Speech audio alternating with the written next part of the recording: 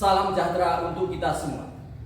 Perkenalkan, nama saya Ayoyo Ari Wihandoyo SAG, Guru Agama Katolik dan Budi Pekerti di SMA Negeri 1 Kota Gajah, Lampung Tengah. Sekaligus mahasiswa PPG Pendidikan Agama Katolik STPK tahun 2025, LPTK STPK Santo Fransiskus Assisi Semarang, batch 1. Pada hari ini saya akan melaksanakan uji kinerja praktek pembelajaran di SMA Negeri 1 Kota Gajah, Lampung Tengah. Praktek pembelajaran ini saya laksanakan di kelas 11 semester genap atau semester 2 dengan materi mengembangkan budaya kasih. Selamat menyaksikan, Tuhan memberkati. Dari yang pertama, nanti silakan kalian menjawab. Hadir.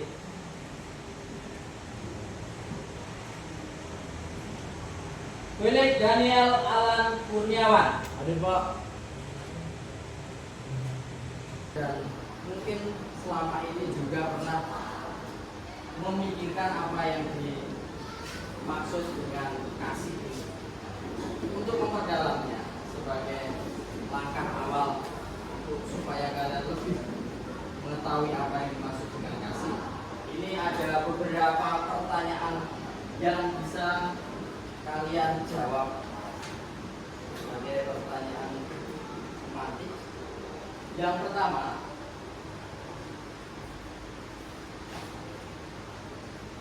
apakah kalian memiliki kasih? Kalian memiliki kasih? Ya. Nah, apakah itu budaya kasih? Ada yang tahu? Budaya kasih itu apa? Oh, silakan. Budaya kasih adalah kebiasaan saling menghargai dan peduli terhadap sesama kuasa sendiri, Tuhan dan lingkungan. Contohnya itu kepada orang lain, serta dalam kegiatan gotong royong dan menghargai pendapat orang lain. Baik, terima kasih. Sudah minta jawab. Si ceria ya, maaf ceria. Si ceria menjawab budaya kasih. Apa itu yang maksud dengan budaya kasih beserta dengan contohnya? Sangat jelas bahwa contoh-contoh budaya kasih itu adalah kasih, menyayangi, dan lain sebagainya. Lalu, mengapa kita harus mengembangkan budaya kasih? Pasti ada sebabnya. Budaya kasih, mengapa harus kita kembangkan? Tidak hanya sekedar slogan atau kata-kata, mengapa harus kita kembangkan budaya kasih? Ada yang jawab? Dari sebelah sini, silakan. Karena kasih itu mendorong kepedulian, empati, dan saling menghormati, sehingga dapat mengatasi perbedaan dan membangun kesatuan. Baik, terima kasih. Karena kasih itu mendorong persatuan, ada empati di situ, sehingga dan mungkin selama ini juga pernah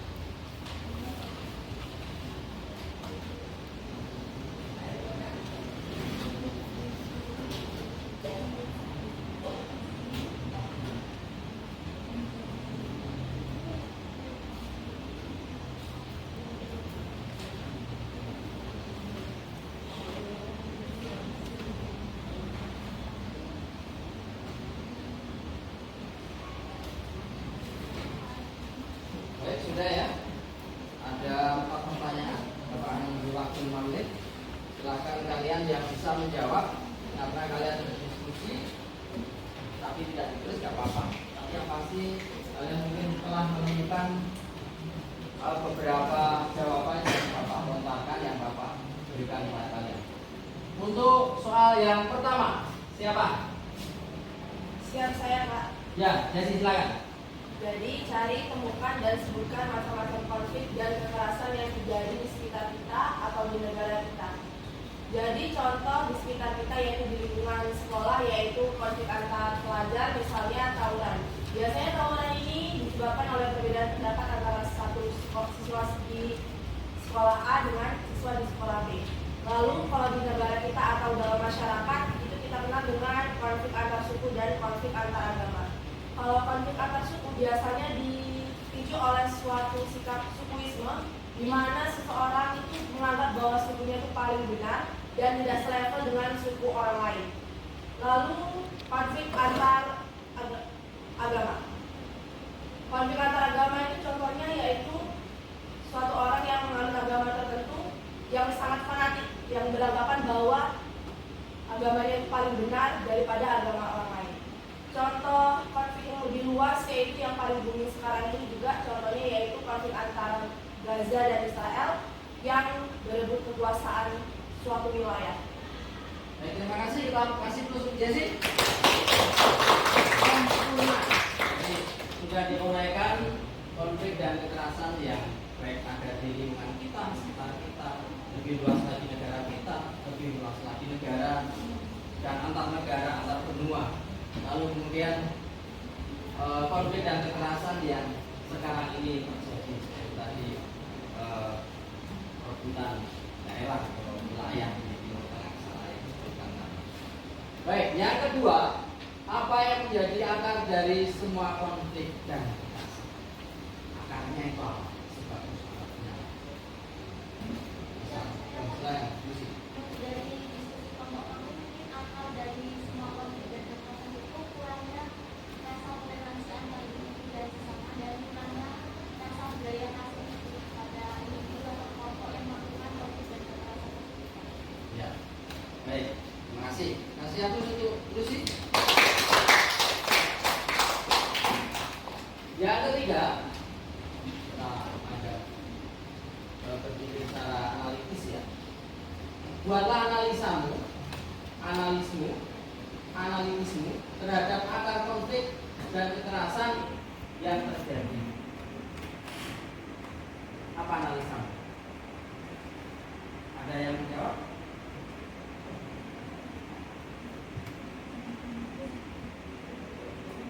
Ada? Silakan. Analisismu terhadap akar masalah dan konflik serta kekerasan tersebut. Nah, silakan. Masih bisik-bisik. Ayo silakan. Dari kelompok sini. Silakan. Ya. Dari kelompok kami analisis terhadap akar masalah konflik kekerasan adalah karena perubahan sosial dan faktor individual ataupun kelompok. Ya, baik. Kalau kita buat analisa dari akar persoalan masalah konflik dan kekerasan itu banyak sekali. Itu bisa terjadi. Mengapa kok itu bisa terjadi? Karena unsur manusianya yang pertama. Ketika manusia itu tidak menyadari bahwa dirinya itu adalah ciptaan Tuhan, tercipta dengan Allah, lalu kemudian dia menyadari bahwa dia adalah diciptakan oleh satu Allah, maka konflik dan kekerasannya pasti akan terjadi. Mereka menganggap bahwa manusia yang lain itu bisa Serta memiliki empati kasih dan kepedulian yang sangat tinggi pada sesamanya dan layaknya sebagai guru agama di kelas tersebut. Cukup, Pak. baik. Terima kasih. Kita kasih terus.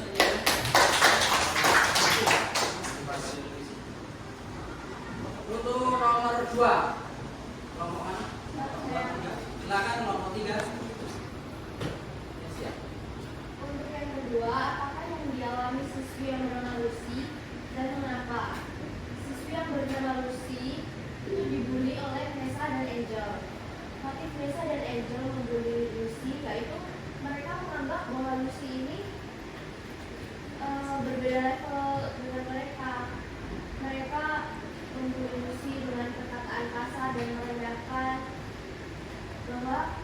musuh itu merupakan orang yang jelek dan miskin katanya. Ya. Baik, kita kasih plus untuk pertanyaan yang ketiga. Kelompok mana? Tiga, Sherin silakan.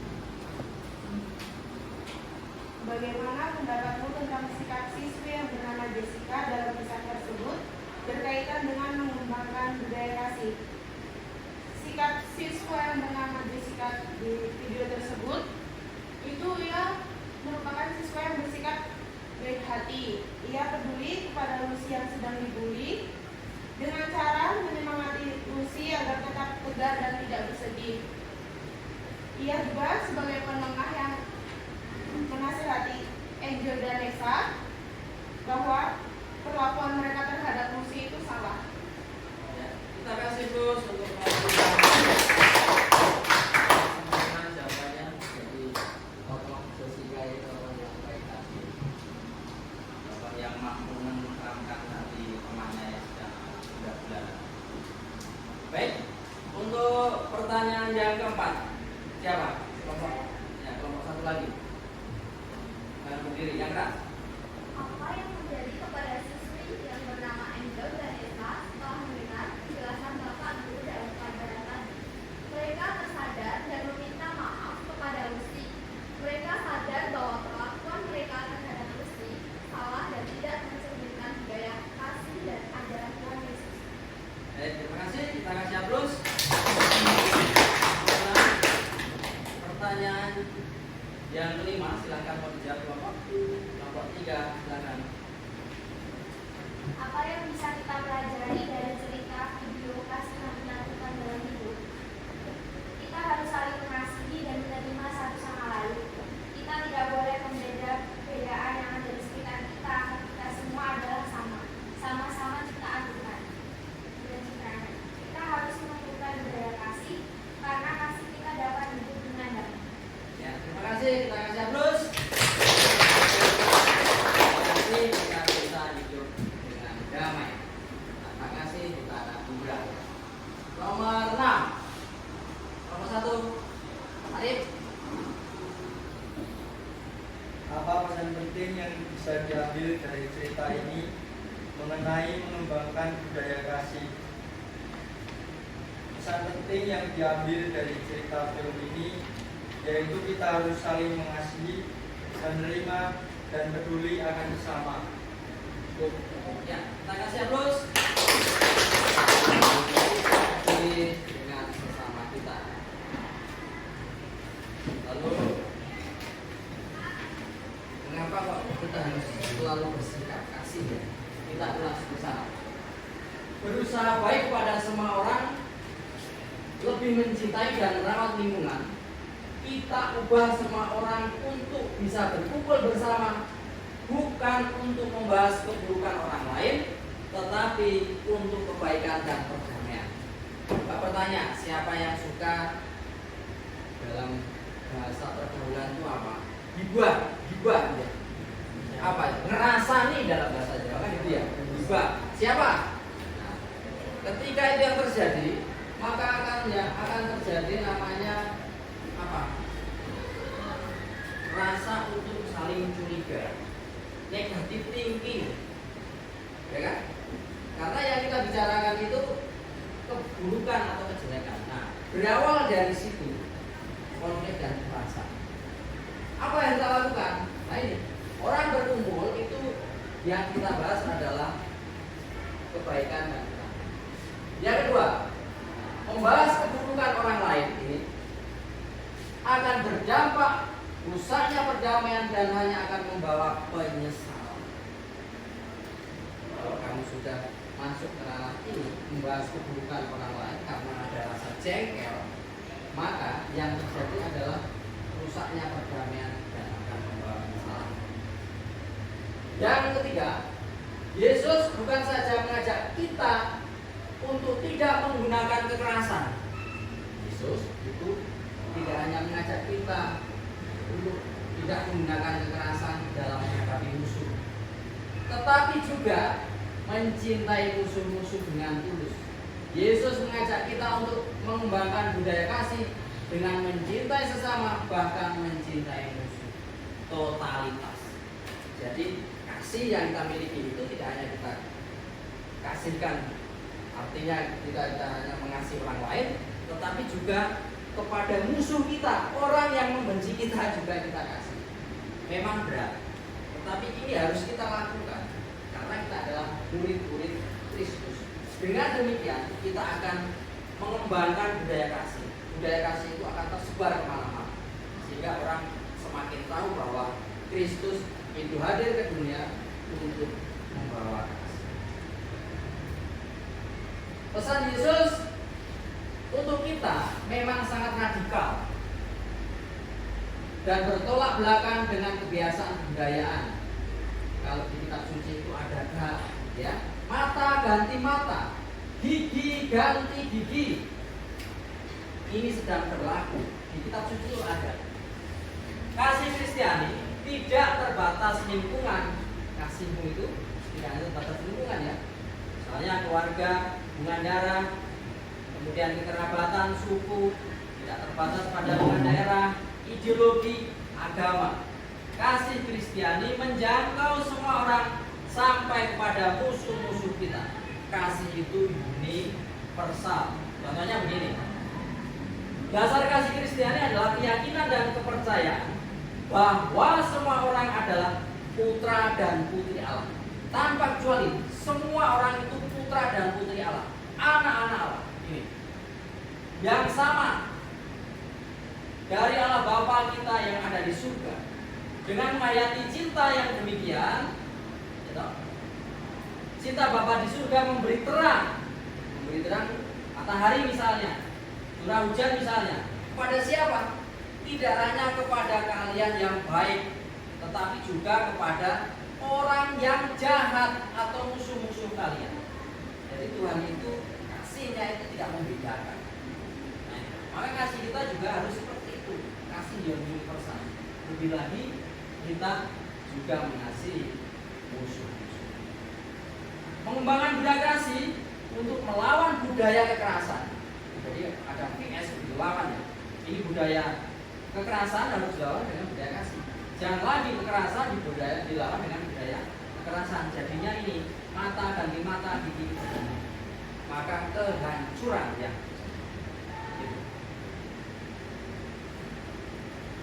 Dalam kehidupan sehari-hari kita merasa betapa sulitnya untuk berbuat mencintai orang yang berbuat menyakiti kita. Namun dengan kasih kita dapat berbuat baik dengan siapapun, termasuk terhadap orang yang memusuhi kita. Ini antara lain karena keimanan kita kepada Kristus dan Juru Selamat kita. Baik, dari penjelasan ini mungkin ada yang mau bertanya, dipersilahkan. Ada? Atau sudah cukup jelas? Baik, kita lanjutkan. Yang ketiga, kalian silakan, ini kitab sucinya dibagi, kita juga membawa. Di LKPD tadi juga ada, tapi kitab sucinya dibagi, silakan. Dibaca Injil Matius bab 26 ayat 47 sampai 56. Silakan kalian menjawab pertanyaan itu, kalian diskusikan. Ini adalah dasar biblis kita. Dasar kita mengapa kita harus berbuat kasih. Silakan baca dulu, dibaca bergantian antara kelompok 1 dan kelompok 3. Nanti yang kelompok 2 ada tugas yang lain. Kelompok 1 dengan kelompok 2 silakan dibuka. Kalau dibuka, kalau sudah dapat, silakan dibaca bergantian. Injil Matius bab 26 ayat 47 sampai dengan 56.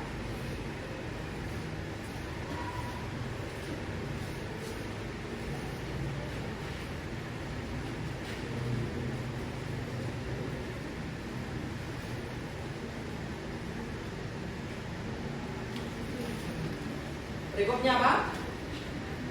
Yesus ditangkap. Baik. Silakan dibaca dari kelompok 1. Marilah kita bersama-sama mendengarkan Injil Tuhan kita Yesus Kristus menurut Santo Matius. Silakan. Waktu Yesus masih berbicara, datanglah Yudas, salah seorang dari ke-12 murid. Dan lupa bertinggal, sebaiknya ketika kita menghadiri memilih diam atau berbicara dengan kasih, walau sulit, hasilnya sering membawa damai. Mungkin tidak langsung, tapi keheningan dan kesabaran sering menjadi jalan untuk pemulihan. Jadi bagi saya, perkataan Yesus itu seperti ajakan untuk memutus rantai kekerasan, bukan karena lemah, tapi karena kekuatan sejati justru ada dalam kendali diri dan kasih. Terima kasih. Baik, terima kasih. Masih ada 2 soal lagi. Dijawab di tempat duduknya sambil berdiri. Satu untuk bisa membacakan jawabannya. Ada soal 4 dan 5. Untuk soal 4 silakan dari kelompok 3. Silakan dibaca jawabannya berdiri. Apakah kamu mengetahui berita lain di dalam kitab suci, di mana Yesus bukan saja menasihati kita supaya kita tidak menggunakan kekerasan, tapi supaya kita mencintai musuh kita.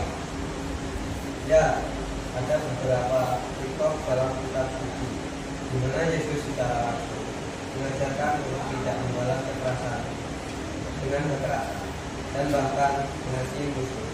Salah satu yang paling terkenal dari khotbah di Matius bab 5 ayat 38 sampai 39. Ya, terima kasih terus. Baik, sekarang soal terakhir, soal 5, kelompok 2.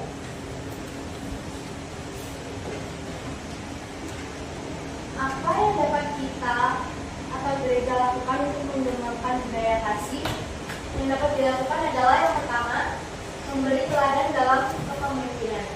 Pemimpin gereja perlu menjadi contoh dalam mengasihi, bukan hanya dalam khotbah, tetapi dalam sikap sehari-hari. Berbaik hati, mendengarkan, mengampuni, dan menghargai setiap orang tanpa pandang status atau latar belakang. Yang kedua, membangun komunitas yang inklusif dan peduli. Gereja dapat menjadi ruang aman bagi siapapun yang terluka, yang berbeda, yang dicari oleh Tuhan. Ini berarti membuka diri bukan hanya kepada jemaat, tetapi juga kepada orang asing, miskin, dan tersingkir. Yang ketiga, mengajarkan dan mempraktekkan pengampunan. Budaya kasih juga bisa tumbuh jika pengampunan diajarkan dan dilatih. Gereja bisa mengajarkan pembinaan rohani, kelompok kecil, atau pelayanan konseling yang mendorong rekonsiliasi. Baik, terima kasih. Sempurna jawabannya. Kita baca terus. Dan berikutnya mari kita gali bersama budaya kekerasan dan konflik di tanah air. Itu apa saja? Pengertian budaya dan budaya kekerasan. Budaya kekerasan. Budaya itu kasih ya. Tapi ada ya budaya kekerasan. Kekerasan budaya yakni nilai-nilai budaya yang digunakan untuk membenarkan dan mengesahkan penggunaan kekerasan langsung atau tidak langsung. Langsung dan tidak langsung. Berarti kalau langsung itu langsung pada sasaran. Tidak langsung ini mungkin bisa jadi dengan sasaran. Yang kedua,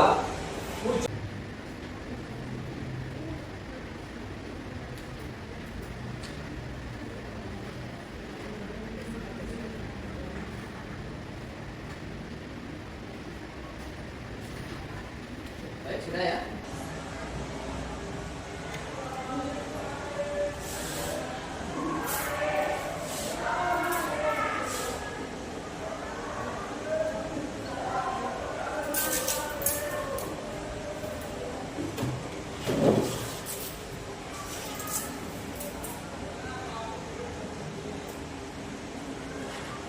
Baik, ini ada hasil karya kalian dari kelompoknya Lucy. Ini doa, kelompoknya Jessica ini puisi, kemudian dari kelompoknya Kesia ini doa ya, doa dan gambar. Baik, kasih. Dari 3 kelompok ini, kelompok 2 silahkan dibaca. Nanti yang doa ini untuk doa penutup. Kemudian kelompok 3 ini kelompok Jesse silahkan nanti dibaca. Kemudian kelompoknya Kesia silahkan nanti dijelaskan. Ini aja.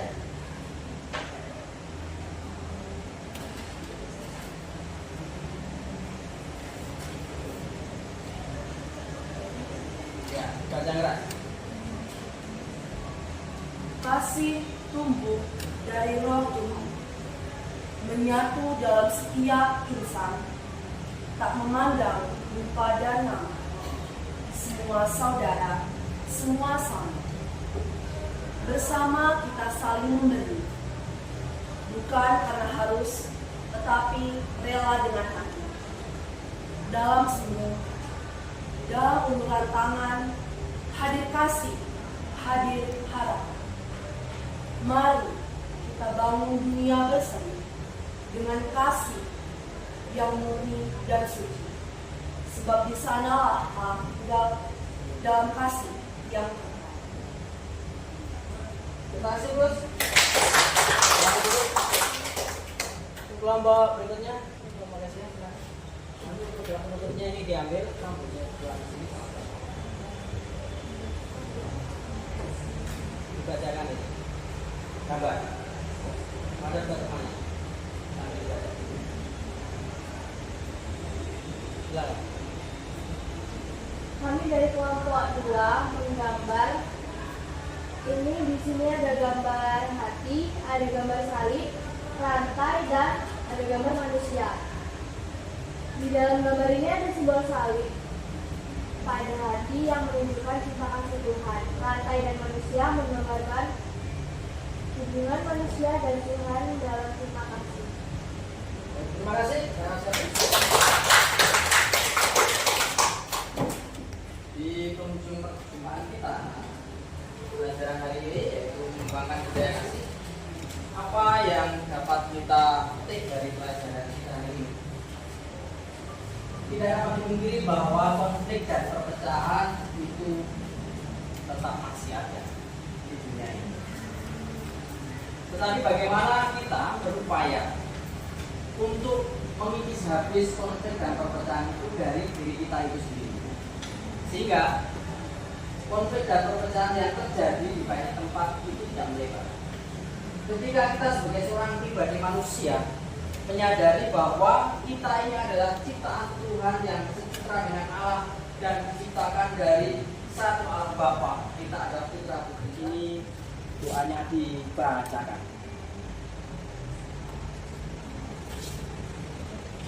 Kita berdiri, kami satu dalam nama Bapa dan Putra dan Roh Kudus.